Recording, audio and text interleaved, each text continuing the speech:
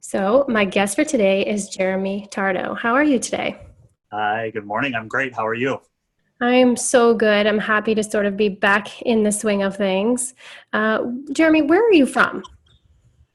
So originally, I'm from a small town outside of New Orleans called Saint Bernard. It's about a 15 minutes drive from the French Quarter of New Orleans, which is the area that most people know when they think of Mardi Gras and NOLA. That sounds fun. Yeah, it was. It was a fun. It was a fun way to grow up. Close. I grew up close to the action, but not in the middle of it all. But I found my way to it as a teenager. Yeah, I'm sure. So, what did your parents do for a living when you were growing up?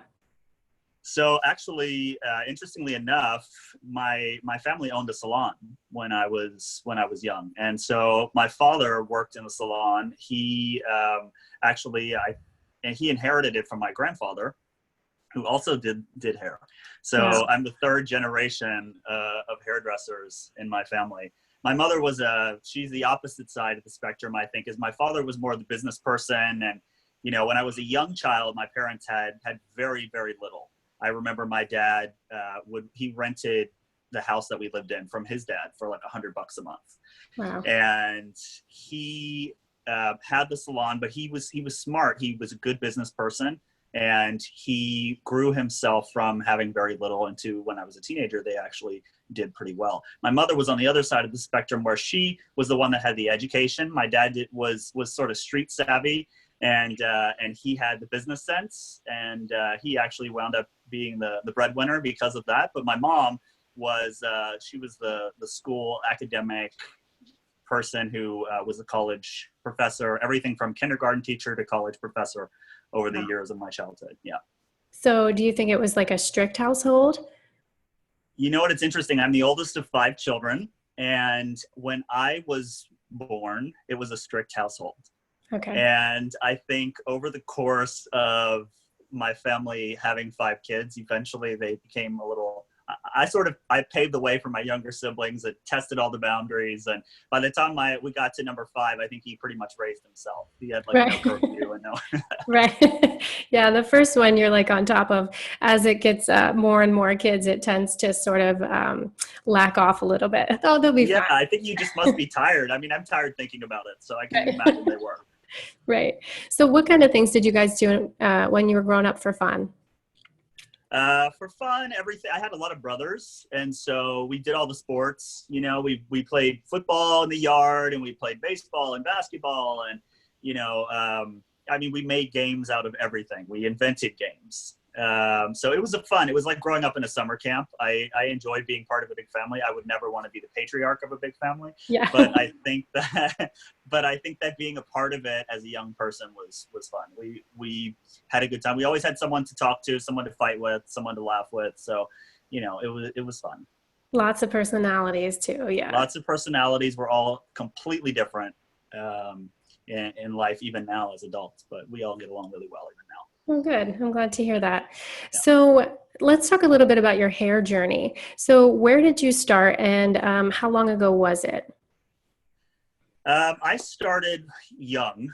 I was 18 years old. I was in college, and I remember having a conversation with my parents when I decided that I was going to do this for a living, and saying, "Listen, I don't think I want to like continue my education in the way that I am now. I think I want to go to school and learn how to do this instead."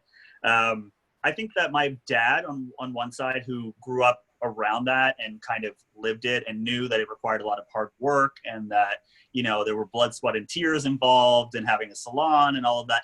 He sort of was like a little hesitant. And then also my mother, who was more the academic, who wanted me to be in school, she also was a little hesitant. I think they kind of, not that they weren't supportive in the beginning, but I think that they were a little unsure, and kind of thought maybe this is him wanting to not stay in school, or whatever. And so I did it anyway, as I often did with everything as a child. And in the first week of school, I remember being in school and thinking, I think I want to try this. And something that I've always loved is making people look and feel good. I mean, I can remember when I was a young child, like dressing up my siblings and taking photos of them. And I mean, this is in the days when people use an actual camera as opposed to like your cell phone for photos. I had to actually get that shit developed at CVS. Right. But I remember them being a little hesitant. And then I think that in the first week of school, going to school to learn how to do hair, in the first week of school, I went to an Aveda Institute in New Orleans. And I remember thinking, oh my God, like, this is absolutely it. Like, this is what I want to do. I know that I know that I know. And honestly, 20 years later, I still feel energized and motivated by what I do. So it was absolutely the right decision for me. Yeah, that's amazing. So as I was reading your bio and all these things, I see that you've been able to work with some of the biggest names like Miley Cyrus, the Dixie Chicks, Versace. So tell me, how did you get there? Where did you start in order to start growing? Yeah, I mean, like I said, I started young. I'm 38 now. It's been 20 years. I started when I first got my first job in the first salon right out of school. I knew that I wanted to work in the biggest and the best salon that I could get myself into from day one. And so my journey was that I tried to put myself, even if I had to sort of be the little man on the totem pole, I tried to put myself in the best possible environment that I could so that I could continue my education. I could continue to be around people that knew more than I did, so that I could continue to learn and grow. And I genuinely want to always be that way, because I feel like when we stop learning, we sort of reach this point of stagnation where we lose sort of some interest in what we're doing, right? So for me, if I'm not learning something from you or from someone else that's listening to this, like, it makes it less interesting to me, because I think that everyone has something they can teach us. And I want to always remain that way. But I think that with that kind of mindset as a young person, I wanted to put myself in the best possible salon that I could. So I went to the salon that was, the number one salon in New Orleans at the time. It was called H2O Salon and Spa. And it may still be at this point, I don't know. But I worked there for 5 years, and I started as an assistant. I worked, as an assistant to the owner for quite some time. And it was a very busy salon that also offered continuing education. And I think that was helpful in the early days. And then when I sort of got to a place 5 years in where I felt as though people were coming to me in the salon to ask me, how do you do this? Or what formula do you think I should use for that? And some of these people had been doing things for longer than I had. And I felt like, was I reaching a point where I didn't want to be the one that everyone came to for advice? Yeah. I still felt like I wanted to keep learning, right? Yeah. And so although I'm always happy to share whatever I can with people that can maybe get something out of that, I do want to always continue to be with people that I feel like can inspire me as well, right? Yeah. And so at that time I was still early 20s, and I felt as though I wanted to continue that. So we were working at that salon with, we worked quite a bit with a few different brands. One of them was Paul Mitchell, and we had a relationship with the team at Robert Cromines. And I remember some of those guys came to the salon, and I was having a conversation with them after one of the classes. And I said to them, I would love to work with you guys and do some of the things that you guys are doing. And they're like, why don't you? I don't know. That's a good question. So long story short, I moved to San Diego from there, and I was working with those guys for quite a while. I was then in a personal relationship that brought me to LA, and I've been working here in LA. I did the same thing when I got to LA. At that point, I had like 7 years under my belt, and I had been an assistant when I started in New Orleans, got on the floor, built myself a full book of clients. I then went to San Diego and had to start as an assistant there, and got on the floor and started building a clientele. And then I came to LA, and 7 years in was starting from zero again, right? But I sort of used that strategy that worked for me in the beginning, which is I researched what were some of the top salons in Los Angeles, and I went to those places to bring resumes and to check them out, and wound up doing the same thing, where I put myself in a busy environment filled with successful people so that I could then grow from that. Yeah. Planted myself in an environment where it was easy to grow. Yeah. And that was kind of the start of where I am now. I'm actually not at that salon anymore in Los Angeles. I'm at another one called Benjamin Salon, which I've been at for 7 years now. But I think that, putting yourself in a space where you can learn and where you can grow, I think it allows you much more opportunity. Yeah. And that's been my experience. I think that, it's absolutely amazing to be able to be a personal hairdresser as well, where you are just working, in a Salon Republic space or whatever it may be. All of that has its place in the industry, and I think it's amazing. For me, what's worked well is putting myself in a big, busy place that's filled with successful people that I can learn from. And I think that if you do want to do something that's more, intimate, then the way to do that and still constantly be learning and growing, there's so many opportunities to do that now, because there are, like, you have a podcast, there's so many, chances for education online now. There's so many opportunities for classes coming to your area or whatever, but it's constantly keeping yourself stimulated. And for me, that means continuing to learn and continuing to grow even 20 years then. Yeah, that's great advice. I have felt like that at one point as well. I think you get to the point where you feel like you're the most advanced in the room or the most successful in the room, and then it's time to move rooms. And so I love that advice. I have felt that in my own life, so I totally understand what you're saying, and that has worked for me as well. So my next question for you is, since this is the Success Podcast, what is success to you? Oh, that's a good question. I think success to me is understanding what it is that drives you, that energizes you, and being able to do that to the absolute best of your ability. When you get to that point, I think that you get a fulfillment that, to me, is successful. And whether that means it's making tons of money, whether that means it's, becoming a teacher, or whether that means it's working with your clients one-on-one, or whether that means it's doing celebrities or fashion shows, I think that that's cool. And I think the larger, broader picture of success that the industry and in the world frankly paints is that, you need a certain level of social status, you need a certain level of money, you need a certain level of lifestyle to be successful, quote unquote successful.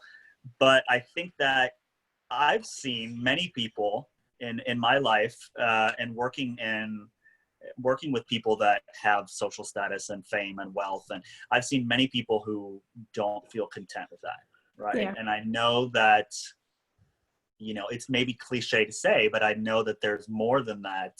And I don't think that those people, although they might be seen as successful, are always feel that way, right? Mm-hmm. And I think that if you're doing what you love and you're doing it to the absolute best of your ability, in a way that not only serves yourself but serves other people, then you're successful.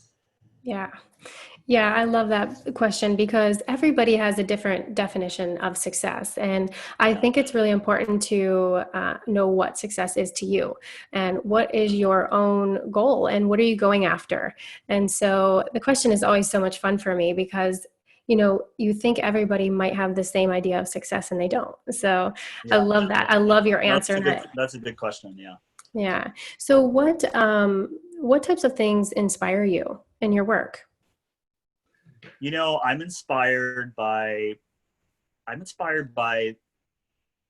a lot of things, to be honest with you, from architecture to fashion to music to nature.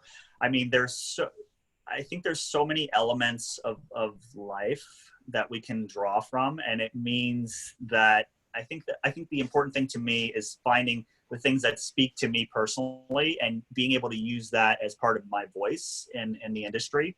Yeah. because I think it's a big, busy, loud industry, and there's a lot of people with a lot of voices. And in order for yours to really be able to be heard in an industry that is so diverse and is so big, and there's a huge community of people, I think that it really helps to glean on the things that are your sort of authentic voice. And a lot of the ways that I find that are within things that inspire me, like elements of architecture or elements of music. And it doesn't necessarily mean in a big, busy, loud industry that your voice has to be the loudest or the flashiest or anything. It just needs to be like your authentic self, right? Yeah. And so for me, I think that finding that actually makes your voice more audible, because it's the only thing that each one of us can do individually and do better than anyone else can is ourselves, right? Yeah. And so I think the things that inspire me are the things that I am personally attracted to, whether it be, the shape of a tree, or whether it be, someone's architectural design or interior design. I try to find those things all around me, like whatever I'm doing, and people inspire me as well. Listening to people's stories and the human element of what everyone's going through every day, I think is always inspiring. I'm always wowed and moved by people's stories. My partner actually says, he says that everyone has a story where if they told it to you, it would break your heart. Yeah. And I think that's true. We all have a story, and so I think that I'm inspired by elements around me, and I'm inspired by people and their stories as well. Yeah, I think that's a big part of also being a hairdresser, is that human connection. And, Yeah, there's so much of that in our industry. And so, yeah, I totally see that. Definitely. So absolutely. what do you do to bring like peace and calmness into your life? You seem very mellow, very easy to get along with. So what do you do to keep yourself calm, especially in this crazy world today? It's funny, the people who know me the best will tell you that like my like overjoyed is like here, and my angry is here, and my like some people are like this, and for me it's just like linear. I'm like, this is the same face you get regardless. But I think some of it is my innate personality, but I do think that things like meditation and I think listening also, it calms me, because we all sort of want to speak our mind, and in conversation we're waiting for someone to finish what they can say so we can add our thought to the conversation, and like have it gives us a way to like insert our ego into what's happening. And I think that it's allowing yourself to absorb other people and to listen, it actually is quite calming as well, as opposed to just constantly having to be the strongest, loudest, most aggressive person in the room. But yeah, I mean, in the spite of all the crazy and the busy, it's interesting during COVID and the quarantines, everything we've had, I've had to slow down a lot just because I've been forced to. The universe sort of forced me, and I think maybe a little bit of a workaholic tendency at times, but I've had to slow down, and it made me realize that I don't mind that. I actually like it. Yeah. And I think that when this is all said and done, I would like to actually maybe work a little less than I was before, and I think if that wasn't forced on me, it may have taken me longer to realize that. But I think sometimes just stopping, helps with the calm, because life is busy and people, we all have our own clients, and, all the coworkers and the friends and the family, and people have kids, and you're busy doing all these things. And sometimes I think just a moment to walk, go walk in nature for an hour, or, stop and meditate for 10 minutes. It definitely helps me to sort of come back to center and to calm myself. Yeah. Jeremy, I think you and I are a lot alike. I'm not the loudest person in the room. I'm not super energized, and I'm exactly the same way. I kind of stay at one pace a lot of times. Yeah. But yeah, I agree that the universe forced everybody to slow down for whatever reason. And so we're getting back to nature and back to family and back to the things that are important. So I think that's collective. I think that we've all learned, a lesson from COVID, at least. I think so. Yeah, I agree. Yeah. Well, Jeremy, I realize that time is so valuable, and I appreciate you spending your time with us today. Thank you. It was nice to meet you. Nice to spend the time. Thanks so much.